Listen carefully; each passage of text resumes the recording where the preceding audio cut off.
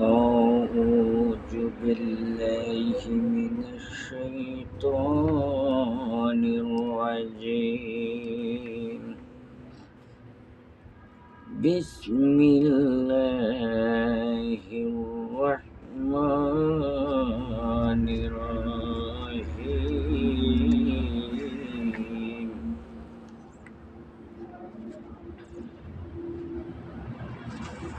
يا أيها الذين آمنوا صلوا عليه وسلموا تسليما. الحمد لله نحمده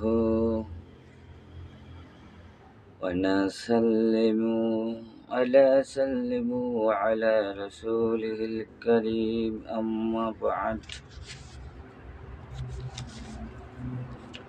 আসসালামু আলাইকুম ওয়া রাহমাতুল্লাহি ওয়া বারাকাতুহু। আপনাদেরকে 58 নম্বর এবং 59 নম্বরে ঠেকিয়েছি নিজামুদ্দিন আউলিয়াদের জীবনীও দিয়েছি এবং হযরত শাহজালাল ও শাহপরান রহমাতুল্লাহ আলাইহি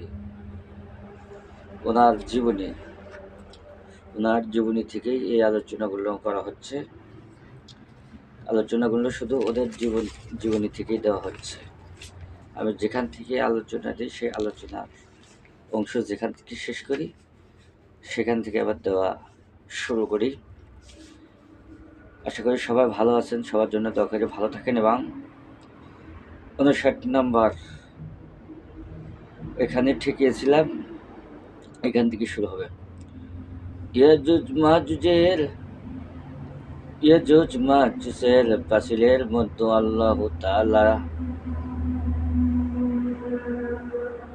আল্লাহ তাআলা ছিদ্র সৃষ্টি করে দিয়েছেন আল্লাহ তাআলার কুদরতে। উহার মধ্যে যে ছিদ্র হয়েছে তা এই পরিমাণ, এই বলে হযরত নবী করিম সাল্লাল্লাহু আলাইহি ওয়াসাল্লাম শাহাদাত আঙ্গুলের মাথা বৃদ্ধা আঙ্গুলের গোড়ায় লাগিয়ে ছিদ্রের পরিমাণ দেখালেন। ইয়াজুজ মাহাজুজের আরো ঘটনা আছে, এখানে যতটুকু এসেছে বা আরো আছে, আরো বলা হবে। আল্লাহ এবং 60 নম্বর রেবায়াত বলা হচ্ছে, আল্লাহর নবী হযরত ইব্রাহিম আলাইহিস সালাম নিজ হস্তে নিজের খতনা করিয়েছিলেন 80 বছর বয়সকালে। কঠোর সাহায্য। 61 নম্বর মক্কার লোকেরা তো এই কথা নিশ্চয় শুনে থাকবে যে রহমতের ফেরেশতা ওই ঘরে প্রবেশ করবে না যে ঘরে প্রাণীর চিত্র থাকে। 62 নম্বর যে ব্যক্তি সূরা বাকারার শেষ 2 আয়াত রাত্রিবেলা তেলাওয়াত করবে তার জন্য যথেষ্ট, যে তেলাওয়াত করবে তা তার জন্য যথেষ্ট হবে। যে ব্যক্তি সূরা বাকারার শেষ 2 আয়াত রাত্রিবেলা তেলাওয়াত করবে তা তার জন্য যথেষ্ট হবে। 63 নম্বর কোন নবী প্রকাশ্য স্বরে কোরআন তেলাওয়াত করলে আল্লাহ তাআলা তার প্রতি যত আকৃষ্ট হন, অন্য কোন বস্তুর প্রতি তত আকৃষ্ট হন না। 64 নম্বর আরববাসীদের মধ্যে কুরাইশ বংশীরা নারীগণ উত্তম, কারণ তারা সন্তানের প্রতি অধিক স্নেহশীলা এবং স্বামীর ধন সম্পদ রক্ষণাবেক্ষে অধিক যত্নবান হয়ে থাকে। 65 নম্বর আলোচনা, কোন নারীকে বিবাহ করার ব্যাপারে সাধারণত 4 প্রকার গুণের প্রতি লক্ষ্য করা হয়ে থাকে। তার ধন সম্পত্তির প্রতি, তার বংশের প্রতি, তার রূপের প্রতি এবং তার দিনদারির প্রতি তুমি কিন্তু দিনদার রমণীর লাভের যথেষ্টই হও, নতুবা তোমার কপাল পোড়া। 66 নম্বর, আমার পরে দিন বিনষ্টকারী এবং মানুষকে বিপদগামী করার বহু সূত্রই সৃষ্টি হবে, কিন্তু এই চিরনির ক্ষতি সাধারণকারী বস্তু সমূহের মধ্যে পুরুষদের জন্য নারীগণ হবে সর্বাধিক ক্ষতিকারিণী, পুরুষদের জন্য নারীদের সমতুল্য পথভ্রষ্টকারী ক্ষতিকারক আর কোনো কিছু হবে না। এবার 67 নম্বর আলোচনা আমি দেখে করতেছি না, দেখে করেছি না।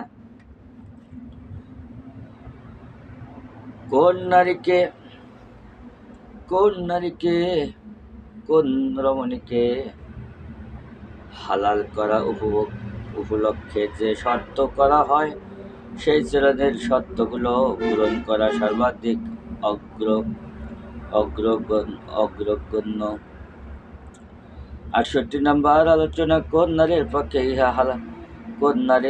ইহা হালাল নহে যে তার মুসলমান ভঙ্গির তালাকের দাবি করে নিজে একা সর্বাধিকারিণী হওয়ার জন্য তার লক্ষ্য রাখা উচিত যে প্রত্যেকে নিস্তব্ধির পরিমাণ সুখী ভোগ করবে। 69 নম্বর আলোচনা, ওলিমার দাওয়াত দেওয়া হলে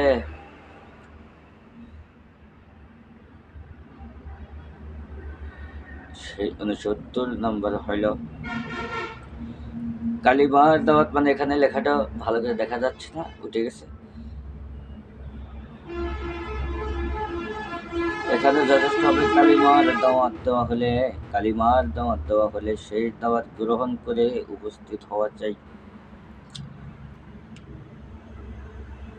70 নম্বর, কোন মুসলমান ভাইয়ের তরফ হতে দাওয়াত করা হলে তা গ্রহণ করিও। 71 নম্বর, স্বামী তার স্ত্রীকে শিওর বিছানায় আসার জন্য ডাকলে যদি স্ত্রী স্বামীর ডাকে সর্জীয় ওজর না থাকলে সাড়া না দেয় এবং স্বামী তার প্রতি অসন্তুষ্ট হয়, তবে ভোর পর্যন্ত সারা রাত ফেরেশতাগণ ওই স্ত্রীর প্রতি লানত অভিশাপ করতে থাকেন।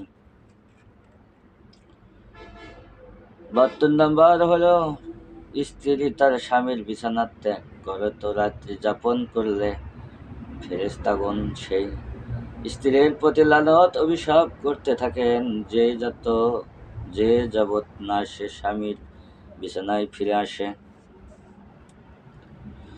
73 নম্বর আলোচনা হলো,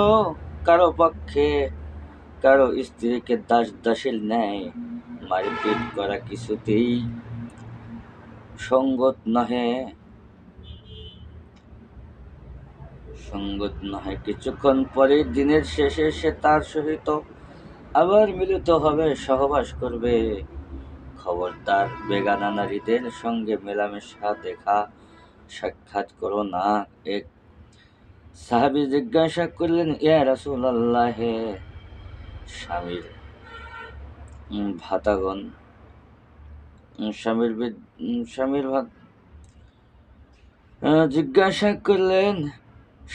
ভাতাগণ ও ভাতা বধূর অর্থাৎ বুঝাইছে স্বামী এবং স্ত্রী বধূর সহিত এরূপ করতে পারে কি? তদুত্তরে হযরত নবী করিম সাল্লাল্লাহু আলাইহি ওয়াসাল্লাম বললেন, স্বামীর বৃদ্ধান্তাদের সঙ্গে দেখা সাক্ষাৎ মৃত্যুতুল্য। কিভাবে বুঝাইল?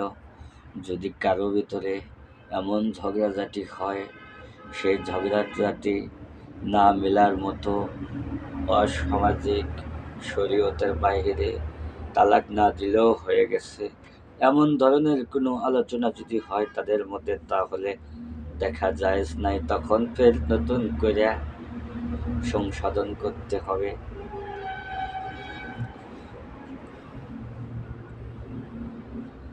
৭৫ নম্বর আলোচনা, কোনো মহিলা অপর মহিলার সঙ্গে সাক্ষাৎ করে এসে স্বামীর নিকট উক্ত মহিলার ছবি, স্রোত ও আকৃতির গুণাবলী এরূপ বর্ণনা করবে না যেন তাকে স্বামীর চোখে তুলে ধরেছে, ইহা দ্বারা স্বামী ওই মহিলার প্রতি আকৃষ্ট হয়ে যেতে পারে, তার পরিমাণ ভয়াবহ হবে।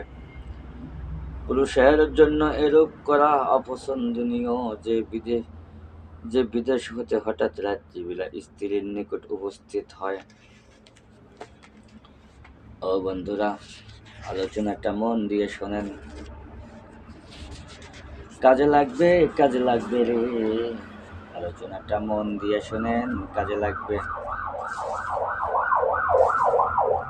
এক ব্যক্তি তার স্ত্রীকে তালাক দিয়েছিল, দ্বিতীয় স্বামীর সঙ্গে ওই রমণীর বিবাহ হয়, কিন্তু সঙ্গে সঙ্গে সে তাকে তালাক দিয়ে দেয়। তখন হযরত নবী করিম সাল্লাল্লাহু আলাইহি ওয়াসাল্লাম এর নিকট ওই রমণী সম্পর্কে জিজ্ঞাসা করা হলো যে প্রথম স্বামীর সঙ্গে তার বিবাহ জায়েজ হবে কি? হযরত নবী সাল্লাল্লাহু আলাইহি ওয়াসাল্লাম বললেন, না, যে যাবৎ দ্বিতীয় স্বামীর সঙ্গে সহবাস হয় যেমন প্রথম স্বামীর সঙ্গে হয়েছিল,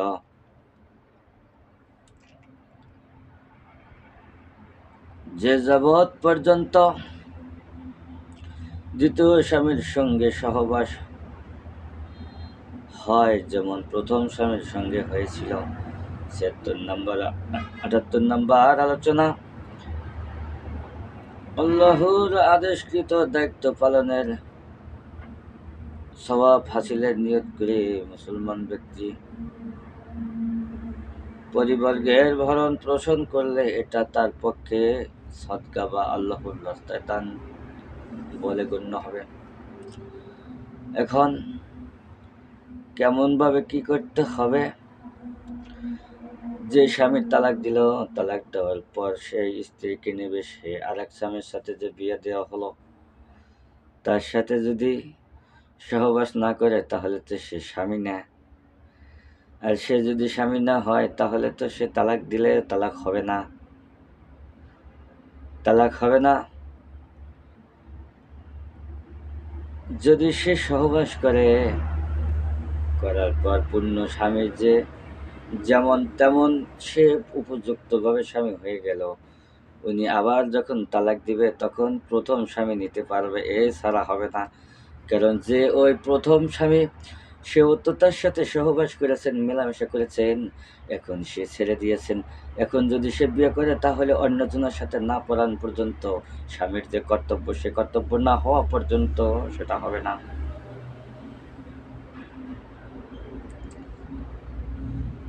৬৯ নম্বর আলোচনা, যে ব্যক্তি অনাথ, বিধবা বা নিঃসহায় দরিদ্রের সাহায্য সচেষ্ট থাকে, তার মর্তবা আল্লাহর পথে জিহাদে আত্মনিয়োগকারীদের কিংবা সারাদিন রোজা রাখে, সারা রাত্রি নামাজে দাঁড়িয়ে থাকে, তার সমতুল্য।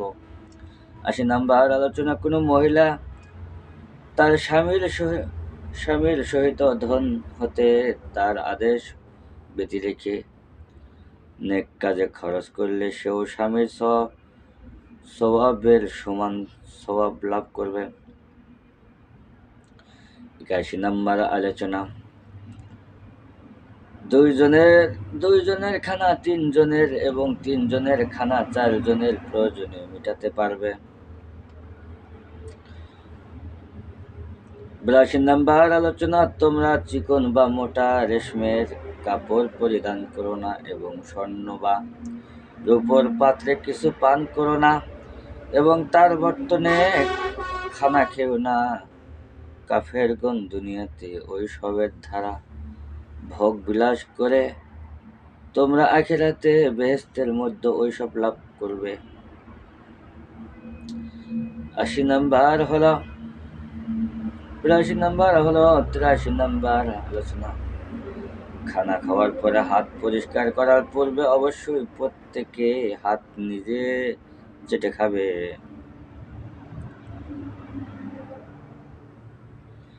অথবা আদর সোহাগ রূপে অনেকটাই চাটতে পারে। 84 নাম্বার, যে ব্যক্তি নামাজের পূর্বে জবাই করেছে তার সেই জবাই শুধু নিজের খাবারের জন্য হয়েছে, কুরবানি হয়নি। আর যে ব্যক্তি নামাজের পরে জবাই করেছে তার কুরবানি সঠিক রূপে হয়েছে এবং সে ইসলামের বিধান মতে কাজ করেছে।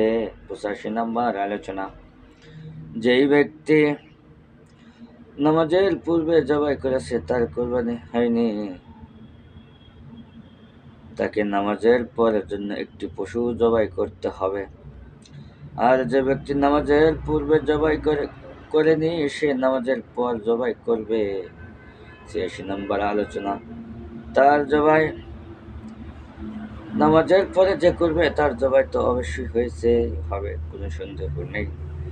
86 নম্বর আলোচনা, পানি পান করার সময় কেউ পানির পাত্রে নিঃশ্বাস ছাড়বে না এবং প্রসাব করার সময় পশুদ্ধ হাতে স্পর্শ করবে না আর ডান হাতে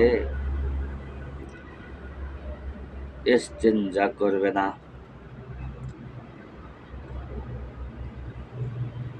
প্রসঙ্গ হাতে স্পষ্ট করবে না আর ডান হাতে ইস্তেঞ্জা করবে না। এবার 87 নম্বর, যে ব্যক্তি রূপপাত্রে পান করে থাকে সে নিশ্চয় তার পেটে জাহান্নামের অগ্নি ভর্তি করেছে। 88 নম্বর আলোচনা, ক্ষুধার্তকে খেতে দাও, রোগীকে দেখতে যাও এবং কৃতদাসকে মুক্ত করো। 79 নম্বর আলোচনা, আল্লাহ তাআলা কোন মুমিন ব্যক্তির মঙ্গল চাইলে তাকে বালা মুসিবত পতিত করেন। 90 নম্বর আলোচনা, আল্লাহ তাআলা যত প্রকার রোগী সৃষ্টি করেছেন প্রত্যেকটা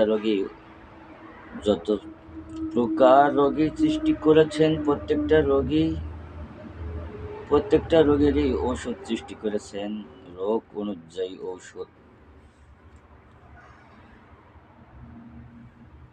ঠিকভাবে পড়লে আল্লাহর আদেশে রোগ দূর হয়ে থাকে। 91 নম্বর আলোচনা, তিনটি জিনিসের মধ্যে রোগ মুক্তি নিহিত রয়েছে, রক্তমুক্ষণ, মধুপান এবং তপ্ত লৌহ দ্বারা দাগা। কিন্তু দাগার চিকিৎসা হতে আমি আমার উম্মতকে নিষেধ করেছি। 92 নাম্বার হলেন কালাজিরা, একমাত্র মৃত্যু ব্যতীত সর্বরোগের মহা ঔষধ, সর্বরোগের অব্যর্থ মহা ঔষধ, কোনো ব্যর্থ হবে না।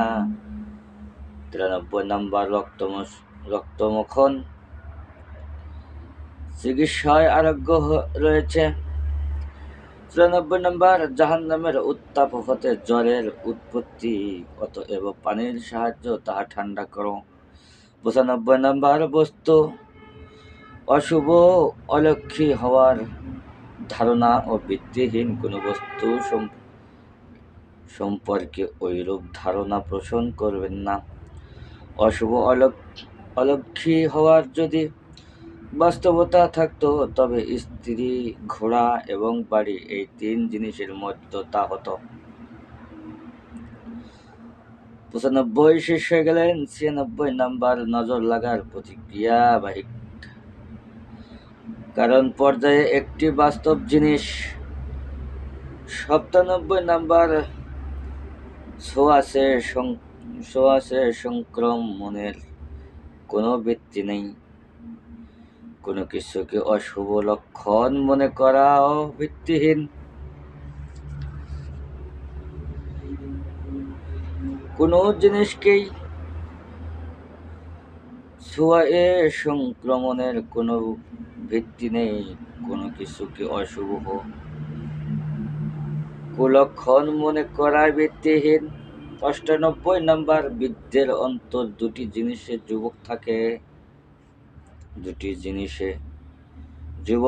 থাকে।